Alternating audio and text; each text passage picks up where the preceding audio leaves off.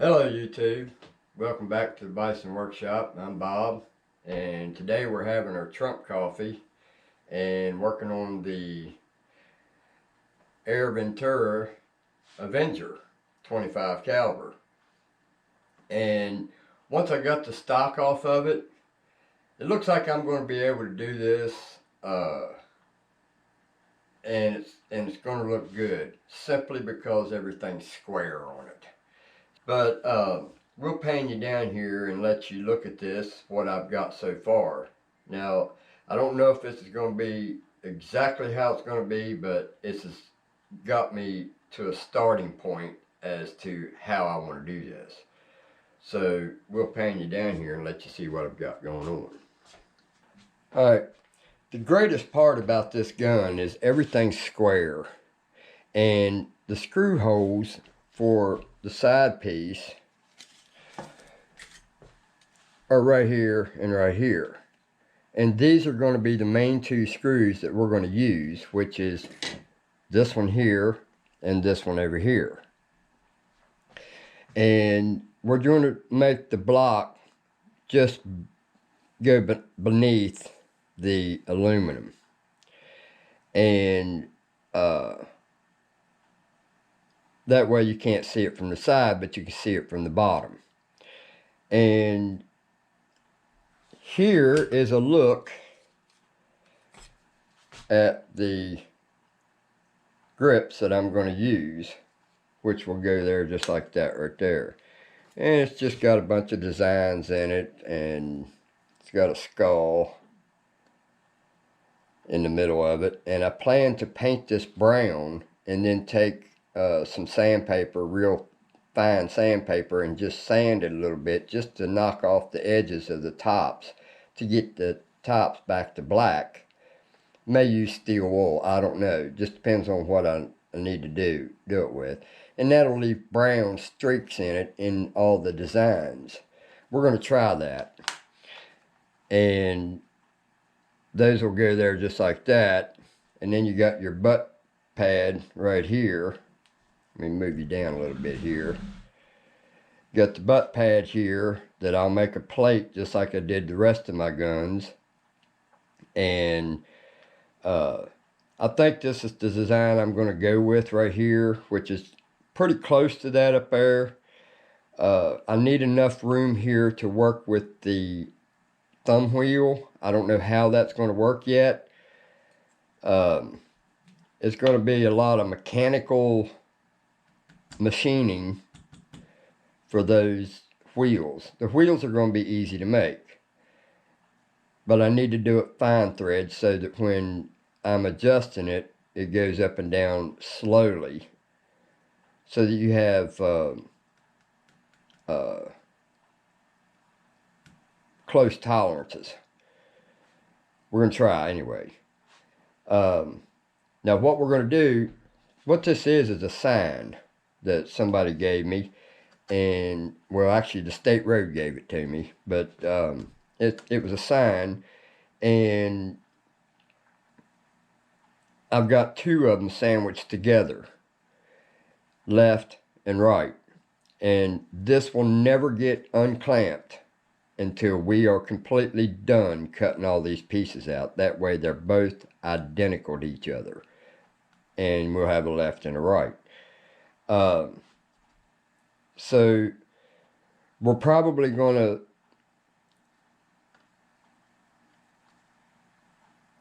I'm not sure about this part right here. This is going to be part of the stock, the aluminum part here. But there's also another way that we can do this. We need to hide this stuff right here. Like the original stock hides all that stuff and has your adjustment screw hole right in the end here. So what we need to do is make a piece that goes up over top of this and form it to fit around that and have our hole drilled in it to come down. So basically what I think I'm going to do is I'm going to make the two pieces that match, and I'm going to cut this part out with it just in case I need to use it that way. If we find that I can take a piece of walnut and make that piece to go in between the two once we've bolted it to the side of this, if you guys can picture that. So let's pretend that this here is laying on top of here, and we've got our gauge cut out, and we've got our safety cut out, and that light is driving me nuts. I'm gonna put that on a switch, because that touch lamp, every time you turn around, it changes its own settings. But anyway, let's imagine that on top here. Now you're going to have a 1-inch gap in between both sides, because this is 1 inch wide right here. So this piece will go on this side, the other piece will go on the other side, and you'll have a gap in between it all the way. Now,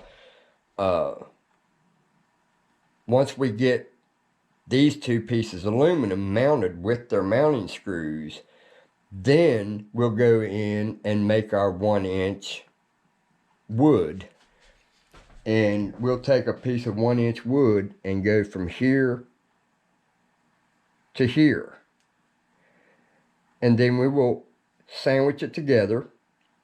Then we'll mount it in there. And then we'll draw all these holes in it on the wood. And then we'll cut these holes out. And we'll cut this valley out. And then we'll cut this valley out. And then all this will get cut out of the wood. But the only difference is, when we do the wood, we're going to incorporate this part. But we're going to make it, the wood, about, I don't know, I'm probably yelling in y'all's ear. Probably about a quarter, maybe, bigger all the way around.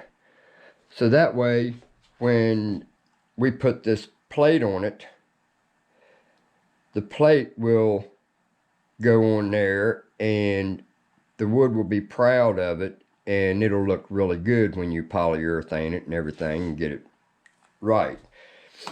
And that piece will go up here and hide all that. So I think this is going to be a nice looking rifle stock. The reason I wanted to go with aluminum and do less wood, because right now I've got my weight with the scope, the gun put together the way it came originally, and it was 7 pounds, 12.5 ounces. I'm interested to see if I can get lower than that or stay about the same. So we're going to cut these out and keep these together. If you're going to do this yourself, make sure that these two stay together until the job is completely done. Because if you don't, they're not going to be uniform, and they're not going to be the same from one side to the other. Yeah, sure, if you ain't got if you got a little off, you're not seeing both sides at the same time. So no one would ever know, but I would know. So we're going to keep these two married together until the job is completely done and we've got it mounted on here, and then we'll start working with the walnut. We may work with walnut. I don't know yet. We may go with wormy chestnut, because now that we're using aluminum, we don't have to route out the holes. We can actually cut the holes completely out and then just screw this to the wood in certain areas wherever it's convenient to put a screw. So we'd probably put one here, probably put one here, and maybe one over in here, this area somewhere, and then probably two right here. So this will be screwed to the wood, and the holes will be in there. And then we can paint the inside of these holes black, and then whatever protrudes out of here will be nice and polyurethane and made to look nice. and then all this around the edge that you can see from the side, if you was looking at it from this direction, that would be nice and sanded and stained and polyurethane. And then we're going to make a trigger guard. Now, what I did was, I made that line right there, instead of cutting up and going straight up and over and making it a 45 or a 90 degree bend, I decided to do a 45 to come up to this part, because this screw hole right here is the screw hole, or the screw that goes right here that holds this backstock on. So we're not going to need that no more. So now we're going to use that to mount our trigger guard with this screw right here.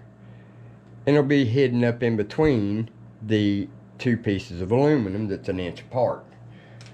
So this will get cut out just like this is right here, and this will be cut down so that this will lay in place, and then the trigger guard will come out straight down to right here to this corner. And then I need to figure out how I want to mount it over here. I can come up and then bend a real sharp bend and bring it down so that I can put a screw in the side into this piece that I'm going to have here. Or we can put it up tight. So I can't put it up in here because now we're going to be working into this. So it's going to have, the back side of it's going to have to be mounted to here.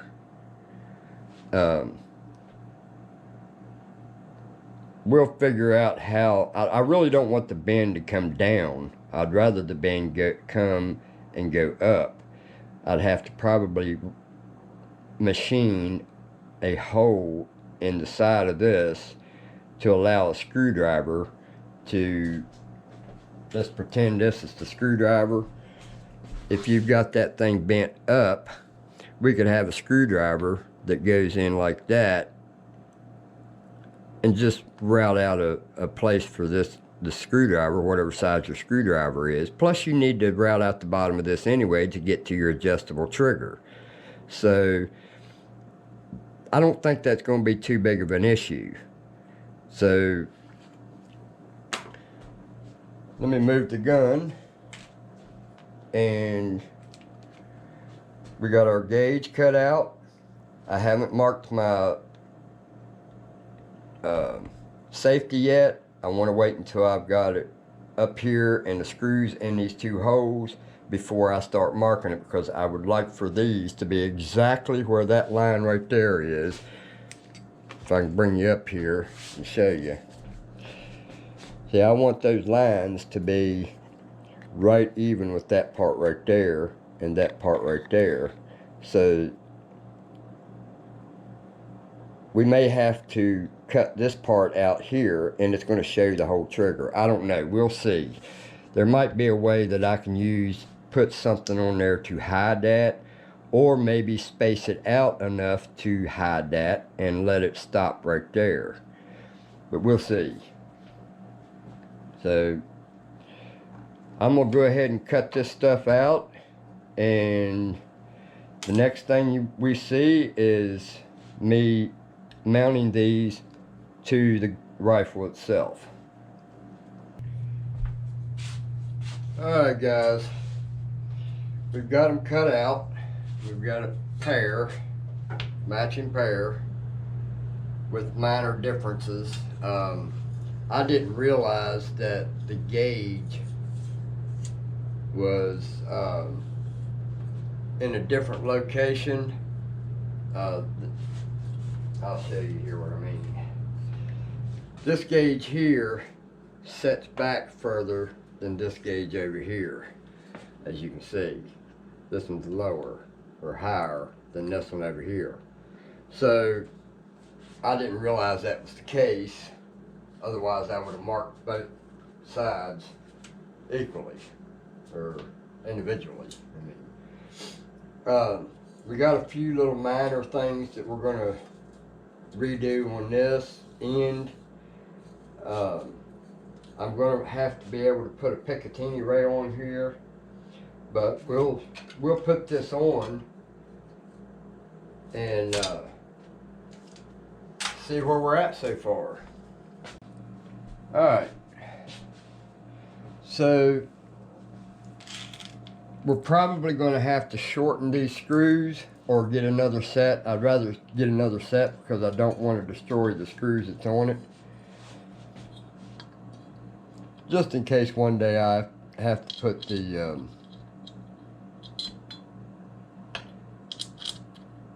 old or the original stock back on it. I've still got the original gauntlet parts too, in case I want to put it back together. Who knows? But these will go in far enough to hold it in place just so you can get an idea of what it's going to look like.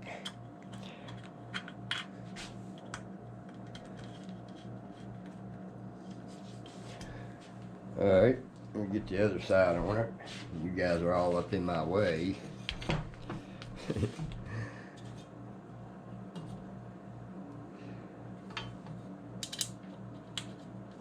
This side's perfect, man.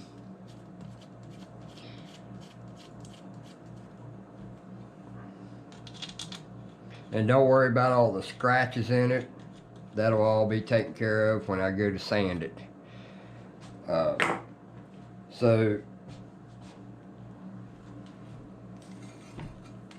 there's what we got so far. Now, I want to fine tune this stuff right here simply because I would like to try to make this part here parallel with that, and then step up a little bit to this height, because I'm going to use this screw hole here as the front mount for the Picatinny rail. So we have one here, if I can find it.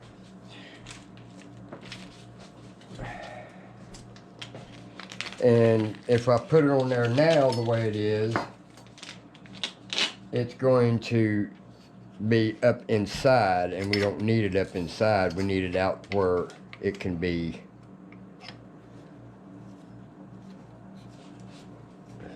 I wonder if I can get lucky and this screw that came with this Picatinny rail would fit it. I've had accidents like that happen. They look like they might be a little bit bigger.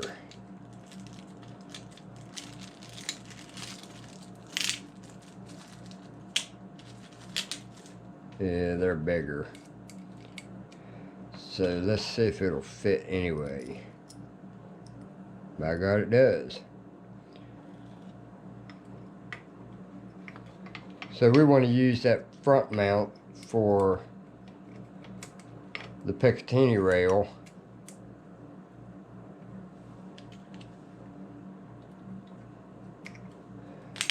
But you get the idea. I'm not going to sit there and fumble with that. I need to cut that down to where it's level with this right here, so that it goes back. We need to go back about